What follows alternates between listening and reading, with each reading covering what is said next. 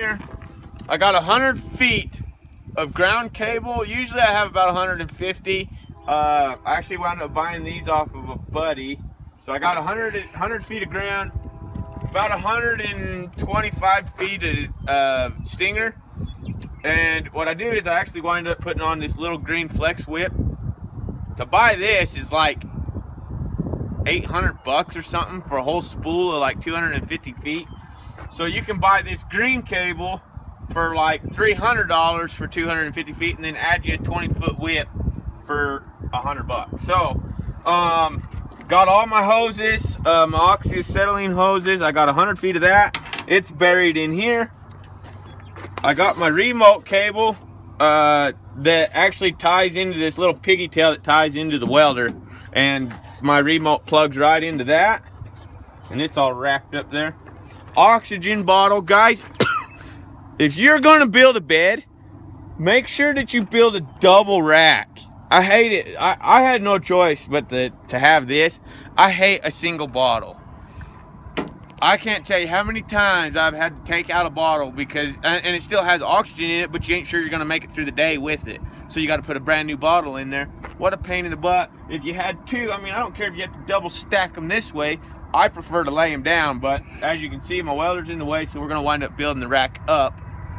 2 bottles. I like 2 oxygen, 2 acetylene. You can't run out that way, and if you do, run out of 1 bottle, the next day when you show up to work, you throw on a new set of bottles, you're ready to go again, but you never run out there in the field.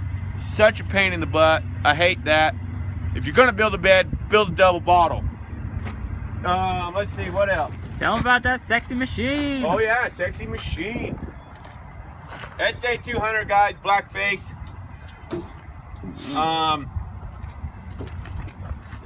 It's a sweet machine. John Roker out of Evanston, Wyoming was actually, he did a lot of work on it. I actually wound up buying this from one of my buddies, Travis Gillard. And anyways, he sold it to me for $4,000. And SA200 black face, it's got the, this machine runs good too, guys. I mean, that's a good running machine. It's got the arc force right here. And all that does, and I love the arc force, guys. That's worth getting. Can you get in there and see that? Yeah, you see the There's dial. the arc force right there. So anyways, go Idaho. go Idaho. So the arc force is sweet because if you need a softer arc to just pile metal in there, turn it on 1 and it makes the arc really soft. If you need something really crisp to really cut a bead in there or to hot pass, turn it on 4 or 5. I think it's 5 is max. 5 is max. Sweet. So anyways, guys, so we're gonna come around the back here. Rollout wheel insert. All it does is I got a rollout wheel that just sits in there, and it can sit right here, and I can roll all my welds out. Angle iron makes things a little easier to fit up like 2-inch when you got little 2-inch things to do. Barbecue grill. Every truck needs a barbecue. Every barbecue truck needs a grill. This is a 12-inch grill that we wound up building, but I got a little 8-inch grill that we're gonna put another insert in over there, and we'll slide it in. But it works good, and it's fun to have for lunchtime. Usually the helpers will go light them up 30 minutes before lunch, and then we sit there and grill. Good stuff. Ball to pull the 5th wheel. Guys, I stick a ball clear back here. I've never had any problem with a 5th wheel fishtailing or anything. Like, I know I've heard of it happening. I've never had problems with it, and I don't know if people are driving a million mile an hour or what, but or maybe they're just not good drivers. Anyways, bevel machines, guys, these are required on jobs. If you're gonna rig weld, you have most jobs, and I'm not saying that this is all you're required to have, but most jobs require a 2-inch bevel machine, a 2 to 4, and a 3 to 8. Now, contract jobs usually require a 6 to 12. Guys, this is one of my buddies, and I wound up borrowing this from him. I only buy on my truck a 2 to 4 and a 6 to 12 because it covers everything you need. You really don't need anything else. And the only thing that this probably wouldn't cut, but I think you could probably take in a set of dogs. These are called dogs, and they come out, and that's what adjusts your levels for different size pipes. I'm pretty sure if you took in a set of dogs that you could get a 5-inch set built for this. But anyways, got a short barrel torch that's required. Anyway, so just about everything we said is required. Yeah, basically, yeah, everything on these bevel machines. I mean, you're required to carry bevel machines, grinders, and everything. Oh yeah, everything in that toolbox is required, especially for fabrication jobs. If you're going out on a pipeline, not really that big a deal because you're gonna burn rod all day. Bucket, carry all my stubs. This is my rod. This is my rod box. I got 3 boxes of rod in here. My LH. This is kind of empty. Some garbage. Well, this is for my wiring. This is wire protection. Maybe it's not garbage. For wiring all my stuff up. So, like I said, I haven't gotten everything out of the blue box yet. It all goes in there. Got some jack stand holes. Oh yeah, all your jack stand stuff. I don't know why the kid built that with such a big jack stand. Like a big rod, I don't know.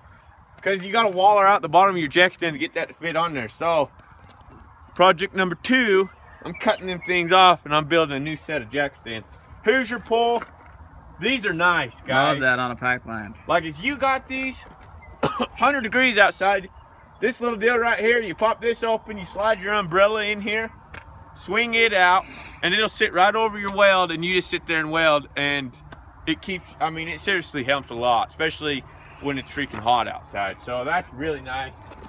Back of the welding machine, this is called a radiator. Militilla. Carry my big levels. This one's a 6-foot level, I think. Guys, that's super handy. I have a lot of people making fun of me for that level until we pull it out and use it, and they're like, dang, we need one of them. 1 bottle of acetylene. Guys, I cannot stress that enough. There's enough room on this freaking bed to put 6 bottles of acetylene if you had to, but that's another project. We're gonna wind up sticking another bottle of acetylene here. I hate 1 bottle rigs. Can't stand it. Drives me crazy because all I do is sit there all day and stress about it. So anyways, I hate to show you this, but we live inside this thing. We live in these trucks, guys. That's what I'm saying, is if you're gonna buy a truck, do not, I mean, you really don't need nothing fancy. I thought I needed something fancy, so I bought a brand spanking new Dodge Cummins, and this is what happens to it. We live in these trucks. So, if anything, I'd recommend at least an extended cab. Yeah, at least an extended cab, because unless your bed's built for a single cab, I mean, you got all your winter clothes in here. We got sweaters. We got everything that we're going to need to stay warm. Extra shirts, because you never know when you're going to get in a muddy tie-in. I always carry extra shirts, basically extra everything, because if you come out soaking wet, chances are they're not going to send you home. So if you got something dry to get into, that's nice. Extra rod, extra grinders, extra discs, gloves, any everything. more fabrication stuff we need, guys. That's for me. This is my sugar scoop, and then here's the Pancake Hoods. I've had a couple people ask me about these, guys. These things are awesome. I use this when I TIG weld. I don't really know why. I just like to use it more. Covers more of your face. Yeah, it kind of covers more of your face. Cause man, I tell you what, that stainless stuff, it'll really cook the bottom of your neck. And that's sunburned. Yeah, that freaking sucks. But anyway, and I usually have a chunk of leather glued on that. But when we're not doing anything like that and we're fabbing off the back, Jed will usually wear this. And if I got like a big long spool piece that needs rolled, he can roll it for me and look at the weld while I weld it. And then it's not near as hard for me to do anything. The other thing is, I like a pancake more than I like a scoop, especially outside, because this blocks out the sun. Basically, when you got this, you got the sun shining in off the back of you, and then I got a habit of sitting there and staring at my eyes the whole time I'm trying to weld, and it doesn't go good. So I like a pancake a lot more. So that's really the only difference. It's all preference. The other thing I like about a pancake is the shield on the ear. I had a kid he texted, he wrote me a comment, and I'm sure you guys could go through there and find it. But my beanie, I wear my beanie off my ear. Guys, when you're a pipe welder, that's how you wear a beanie. Because when you're welding under here, the sparks are hitting you right here, going into your ear. So you wear a beanie sideways to protect your ear, and then this plate right here, lifesaver. I mean, I've still gotten a few sparks down my ear. It is scary. Oh, it sucks. You can hear them sizzling the whole way down. So anyways, I like a scoop for that. TIG welding, you're not going to get sparks. And if you're getting sparks, you need to stop and grind that out and start over. Anyways, that's really about it, guys. That's the I'll beast. show you the front. I got a bighorn, so if anybody knows how to run the freaking video, the movie thing, this thing's 3 years old. We still haven't figured out how to watch a movie on that thing. So we carry around a freaking laptop. So anyways, guys, I mean, nothing fancy. Well, it was fancy. It's not fancy anymore. It's old now. But anyways, an old rig compared to a new rig is going to make the same money on the same job, produce the same amount of work, and this guy's stuff's paid off, and this guy's making an $850, $1,000 payment. $1,000 of his check every month goes to paying for that truck, where this guy is putting that in his pocket. Just a thought.